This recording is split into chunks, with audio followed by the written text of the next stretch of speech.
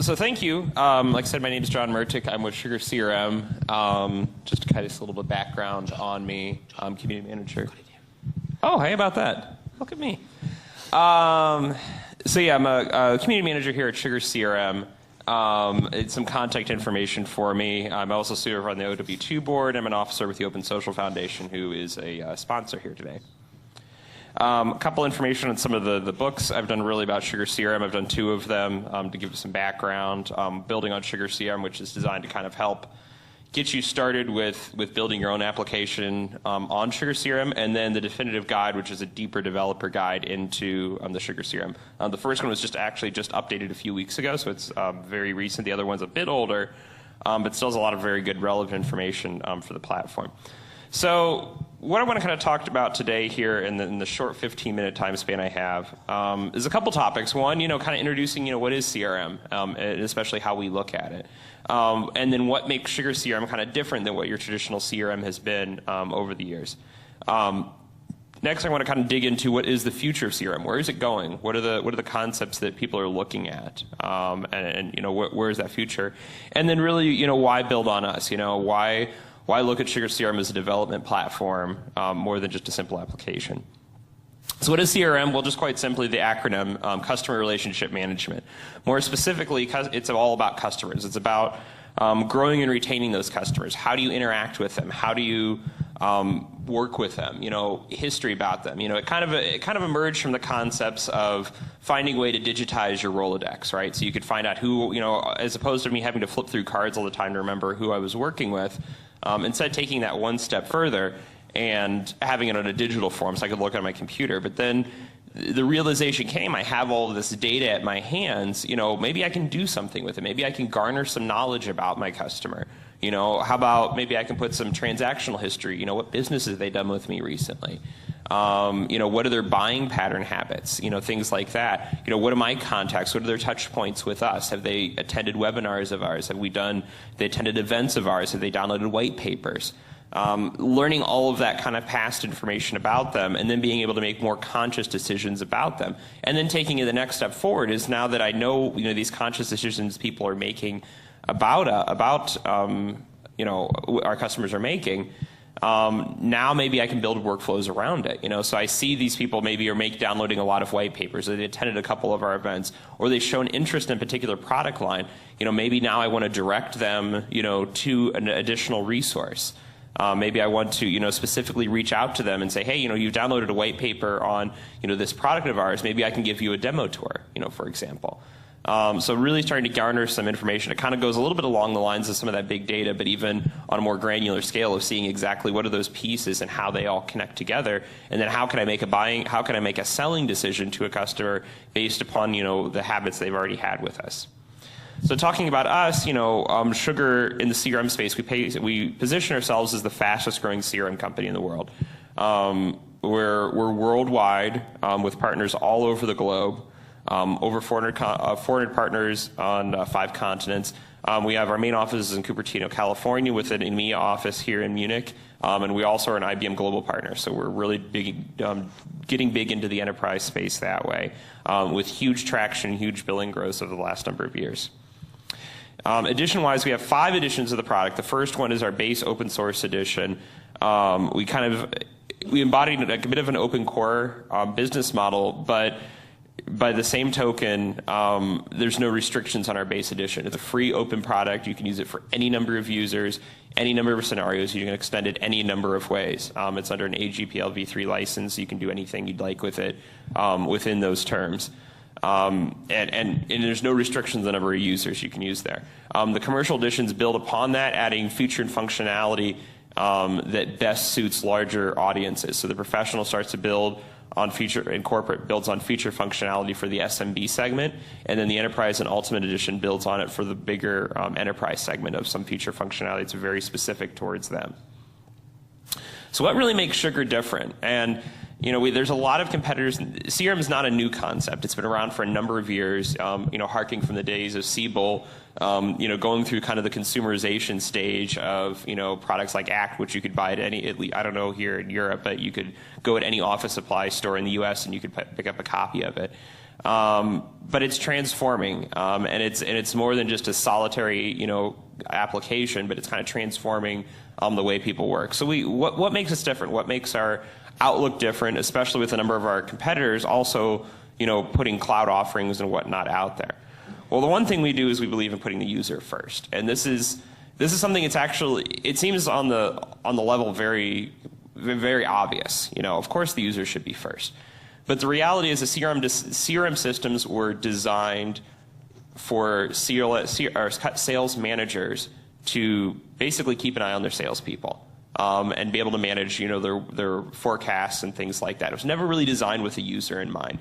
It was designed so a company could keep an eye on what its pipeline is looking like, what its forecast scenarios are looking like. But it really wasn't designed for a salesperson to actually be effective in communicating with a customer. It wasn't designed to give them that intelligence to be able to really intelligently sell to a customer and know, what their buying habits are. What are they doing? Some of those questions that I talked to earlier really were never addressed. And, and on a fundamental level, the systems were often complex, they were archaic, they were painful to use, and, customers really didn't like them. And it is the one thing we found out with CRM adoption. It's a very powerful piece of software, but the number one problem that people run into with adoption of it, adoption within the company, is just the user feedback. Users just don't want to use it because it's too complicated. It's too painful to use. It doesn't help their workflow at all, and if anything, it kind of hurts them and makes them do more work.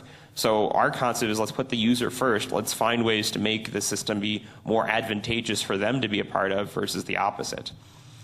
We believe in the open cloud, and the one unique thing we try to bring to the table is we don't tell you where to put your data or your application. You can host with us if you'd like, but you could also host in your own data center, or you could put it on a number of clouds. We're a LAMP-based application, so anywhere that you can run a LAMP-based application, you can run us.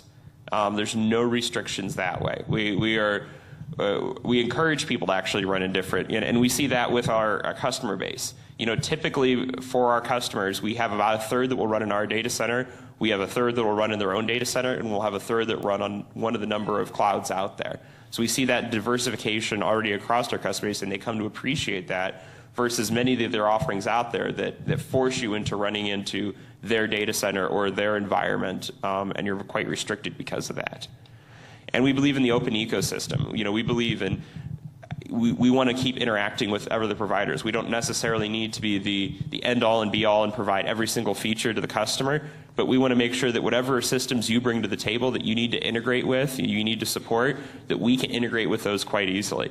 And in looking at it even within the OW2 ecosystem, there's a number of them that we partner with from our alliances program to help deliver solutions. Benita, Soft, Talon, which was just here on the stage, EXO, and UShareSoft.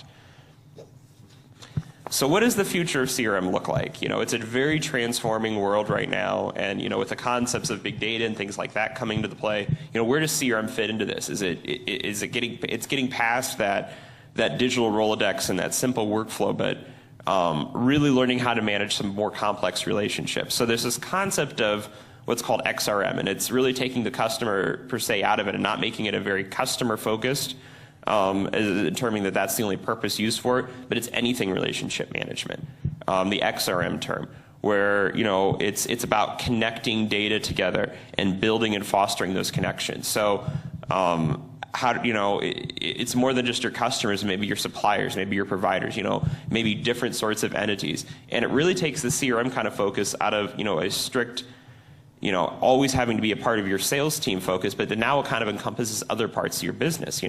Maybe you're managing different sets of data. Maybe you're managing internal data. Maybe you're managing internal processes. Maybe you're managing all sorts of different relationships. The concept of CRM actually applies to a lot of that, of how you would do it, but it's not necessarily a customer-focused activity like it was in the past. So the common question I use from a developer standpoint I always get is like, okay, this sounds really great. But there's a million web frameworks out there. Why the heck would I even, relational data is nothing new. Why would I just build on SugarCRM? What's my advantage there? And the one thing I've kind of looked at as the evolution over time of what web development's kind of got itself into.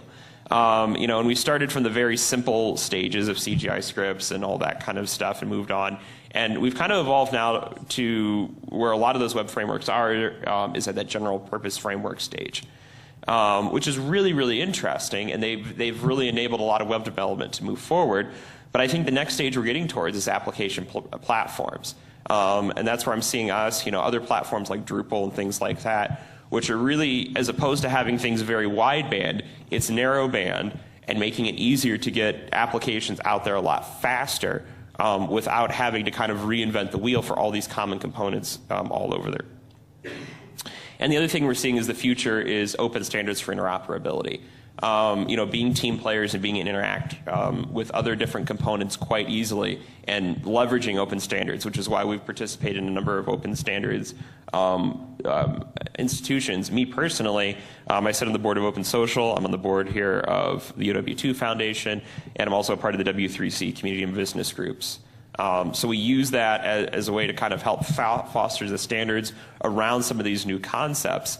And help keep not only a level playing field, but making sure that interoperability bits always continue to exist.